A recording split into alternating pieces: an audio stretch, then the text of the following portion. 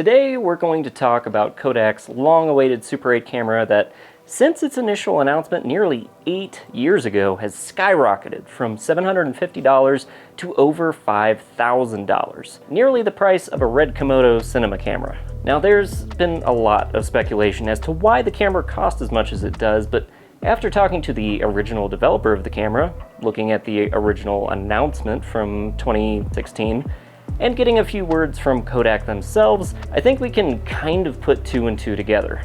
Now, before we get into it, I'm not saying this is the whole story or that my conclusions are 100% accurate, but it's certainly what makes the most sense to me given all the information at hand. First, let's take a look at the announcement from CES in 2016. This video comes from Adam Savage's Tested. If you want to watch the whole thing, I'll put a link in the description.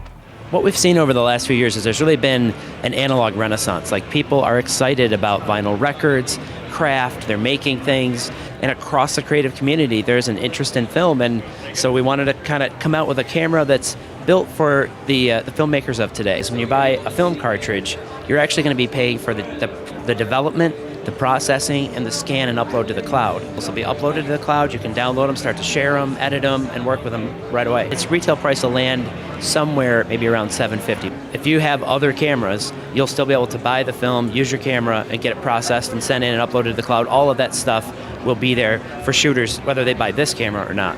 So I cut this up just so we could see some of the highlights. They talk about the price point being around $750 for the camera, and we have a service that bundles film with development, 4K scanning, and cloud storage for your films.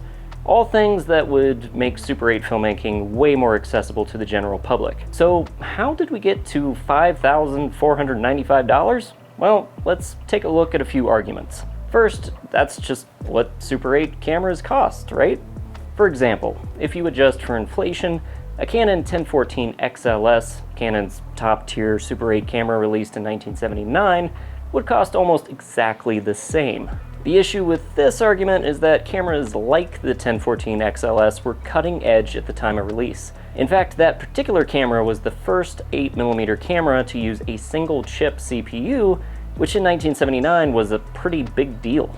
As for Kodak's camera, none of the technology used is in any way revolutionary, though I will say the flip-out LCD feature is pretty unique and would make it way easier to frame angles that would normally have you on a ladder or flat on your stomach to get low angles, just so you could get your eye to the viewfinder. On top of that, manufacturing is a lot easier and cheaper today than it was 40 years ago, and certain camera functions that used to be purely mechanical can now be controlled with software. Our second argument, Kodak knows its audience, and this was built for professionals and gear rentals. Well, I think after hearing the 2016 announcement, this one's pretty easy to disprove. In fact, one of the reasons Kodak set out to do this in the first place was because of a resurgence in film popularity in the consumer market, thus the initial price point of $750 and the bundled film services. The camera itself is further proof it was intended for consumers.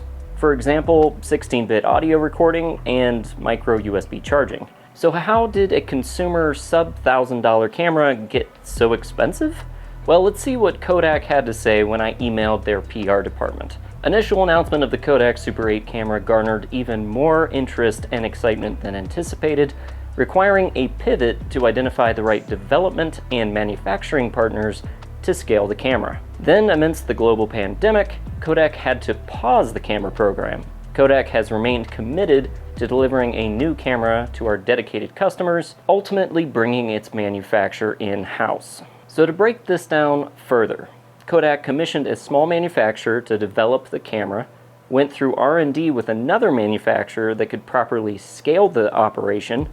The pandemic hit, causing not only disruption but manufacturing and parts costs to skyrocket. Then they brought things in-house, which probably meant yet another R&D phase to get things going again. And keep in mind, we're probably talking about over $1 million just to cover initial research and development costs. So if they had so much trouble getting this thing out into the world, why not just cut their losses and totally kill the camera? I think by the time that had crossed anyone's minds at Kodak, They had already invested too much into the project and there was no going back. They had to find a way to make back their investment. This meant no new redesigns, which is why we're stuck with things like micro USB charging, and why they shelved the bundled film services. They just didn't have enough capital to get it up and running.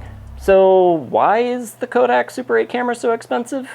Well, I'm not here to point fingers, but I think you can probably chalk it up to bad timing and possibly mismanagement. And even though Kodak wasn't targeting professionals and rental houses with this thing, the price tag is certainly doing that for them.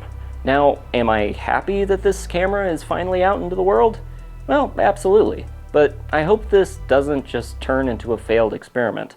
I think the best outcome would be for Kodak to sell enough cameras to get back on track with their original vision of a sub-$1,000 camera and bundled film services. Until then, most hobbyists and professionals will have to take advantage of used and refurbished Super 8 and 16mm cameras, which I'm going to talk about in another video very soon, so be sure to subscribe for that. But let me know what you think in the comments, and if you want to check out the Kodak Super 8 camera for yourself, I'll put a link to the official Kodak and B&H product pages in the description. As always, thanks for watching, and I'll see you next time.